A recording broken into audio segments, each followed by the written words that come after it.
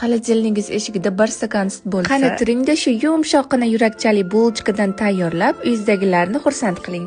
1 stakan iliq sut, droji, shakar, eritilgan sariyog' va bitta tuxumni solib yaxshilab aralashtiramiz. Ketidan elangan un solib, yumshoqqina xamir qoramiz. Xamir ustini strichlab, sochiq yopib, 1 soatga oshirishga qo'yamiz. Oshgunga qadar nachinkasini tayyorlab olamiz. Shu choperni bir sahifasidan buyurtma qilgan. Roppa-rosa 2 soatda uyimizda bo'ldi. Bir-birda mahsulot sotib olishingiz va hattoki sotishingiz ham mumkin. Hammasi oson va qulay. Nachinka to'liq retseptini video tagida yozib qoldiramiz.